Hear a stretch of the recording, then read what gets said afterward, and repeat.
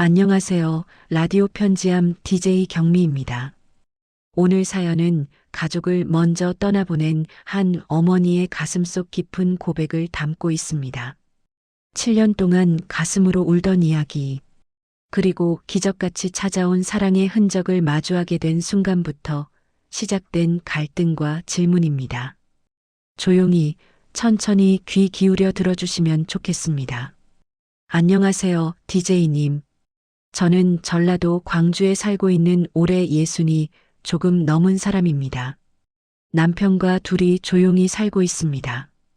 외동아들을 떠나보내고 나니 집이라는 게 이렇게 넓고 조용한 곳인 줄 처음 알았습니다. 이 아들은 이름을 밝히기는 어렵지만 정말 속이 깊고 책임감 있는 아이였습니다. 그 아이가 군에 간 지 7년째 되는 올해 그동안 가슴속에 묻어두었던 이야기를 용기 내어 처음 꺼내봅니다. 아들은 강원도 어느 훈련소로 입대했습니다.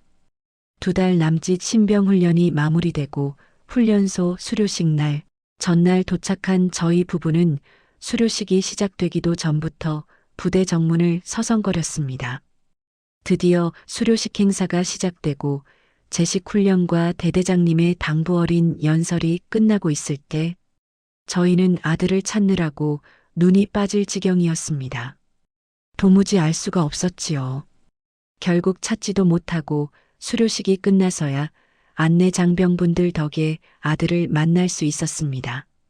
삐쩍 마른 몸에 검게탄 얼굴하며 순간 참았던 눈물이 앞을 가렸습니다. 준비해간 음식을 먹이고 정신없이 지나간 면회 시간을 끝으로 부대 정렬을 위해 달려가다 문득 뒤돌아서 경례하던 모습이 아직도 눈에 선합니다. 행진하는 늠름한 모습하며 저희를 향해 어색하게 씩 웃던 그 표정.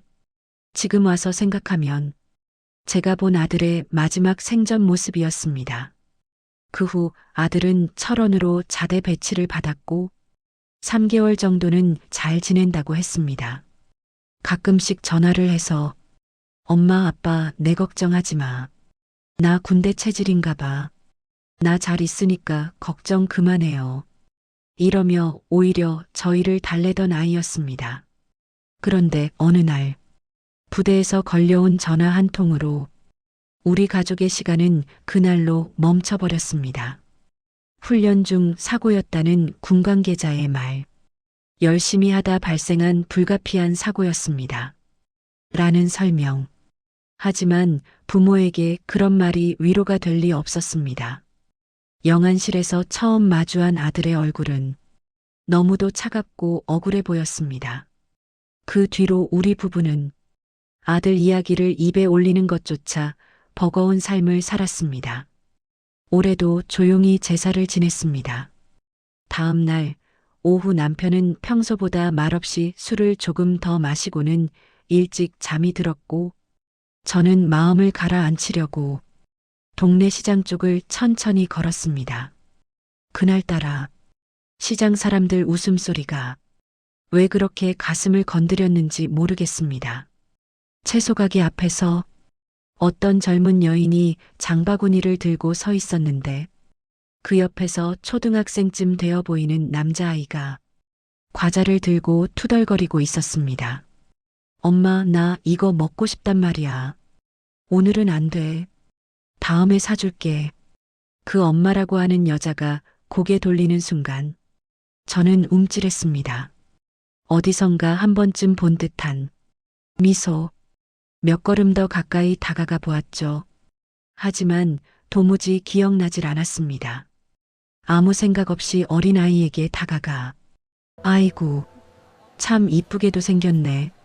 아이고, 뒷머리를 참 이쁘게도 쓰다듬으며 생겼네. 말을 건네는 순간 저는 그 자리에서 한동안 움직일 수 없었습니다. 떨리는 가슴을 겨우 진정시키면서 이름이 뭐야?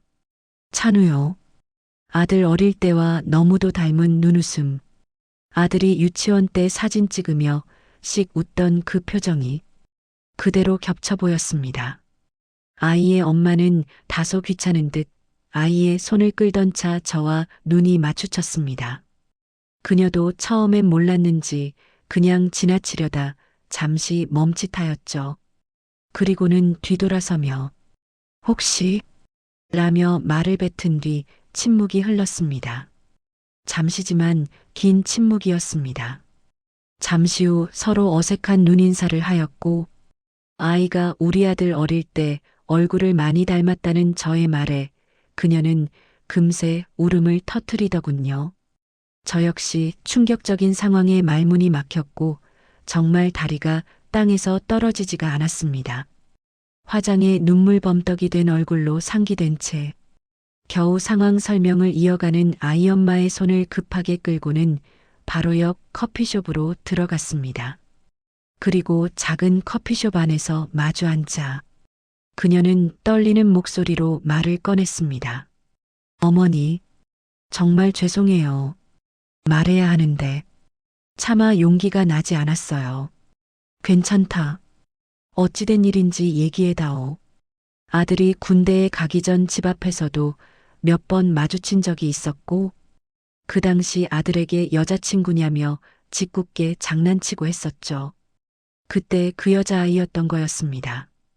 그녀는 아들이 사고로 죽은 줄도 몰랐고 그 즈음 휴가 때 사소한 다툼이 있었고 그 이후로 연락을 끊을 줄만 알았다고 했습니다. 결국 장례가 치러지고 한 달 정도가 지나서야 어찌어찌 알게 되었고 그 후 얼마 지나지 않아 자신이 임신했다는 사실을 알았다고 했습니다. 이 아이의 기구한 운명 역시 너무하다는 생각에 저 역시 눈물을 참을 수가 없었습니다. 임신 사실을 숨기려고 광주를 떠나 살다가 다시 광주로 와서 일하며 아이를 낳아 키웠다고 했습니다. 혹시라도 어머님이 더 아프실까봐 찾아갈 용기가 없었어요. 그녀는 고개를 들지 못한 채 울었습니다. 그 아이의 이름은 찬우였습니다. 아빠를 닮은 얼굴, 웃을 때 접히는 눈과 걸음걸이 하나까지도 정말 너무 닮았습니다. 며칠 뒤 찬우가 다니는 학교 앞에 몰래 갔습니다. 수업을 마치고 아이들이 쏟아져 나올 때 그 속에서 찬우가 뛰어나왔습니다. 가방 한쪽이 흘러내린 모습, 친구와 장난치며 뛰어가는 뒷모습, 웃다가 코를 찡그리는 표정, 아들이었습니다. 그대로였습니다. 그 장면을 보는 순간 저는 혼잣말로 중얼거렸습니다. 얘야, 할머니가 여기 있다. 하지만 결국 그 아이에게 다가가지 못했습니다. 혹시라도 놀랄까, 나를 불편해할까, 무엇보다 그 아이 인생을 뒤흔들까 겁이 났습니다. 경미 DJ님, 저는 지금 인생에서 가장 큰 고민을 마주하고 있습니다. 남편은 아들을 떠나보낸 뒤로 감정을 거의 말라버린 사람입니다. 겉으로는 괜찮은 척해도 속은 항상 멍들어 있는 사람입니다. 이런 남편에게 당신 아들의 아이가 있다. 우리 손자가 있다. 이 말을 어떻게 해야 할지 모르겠습니다. 말하는 순간 남편의 마음이 무너질까 겁나고 만약 남편이 그 아이를 받아들이지 못해 상처를 주게 될까봐 그게 더 무섭습니다. 하지만 말하지 않는다면 찬우는 또다시 세상에서 가장 가까운 가족을 모르고 살아가야 합니다. 저는 어떤 길이 그 아이를 위한 길인지, 어떤 길이 우리 가정을 위한 길인지 도무지 판단이 서지 않습니다. DJ님, 그리고 이 방송을 듣는 여러분, 저는 앞으로 어떻게 해야 할까요? 네. 사연을 들으신 여러분, 어머니의 마음이 어떠셨나요? 7년 동안 아들을 품에 묻어두고 살아온 슬픔, 그리고 너무 늦게 알게 된 한 아이의 존재. 누구도 쉽게 답을 줄 수 없는 이야기입니다. 사연의 마지막에는 어머니의 간절한 질문이 담겨 있네요. 부디 현명하신 결정 내리시고 좋은 일이 생기길 간절히 기도해 봅니다. 나중에 또 사연 주시면 제일 우선해서 궁금해하시는 여러분들께 알려드리도록 하겠습니다. 라디오 편지함은 오늘 이 사연이 누군가에게 작은 위로와 지혜가 되어주길 바라며 조용히 이 시간을 마칩니다. 이상 라디오 편지함의 DJ 경미였습니다. 감사합니다.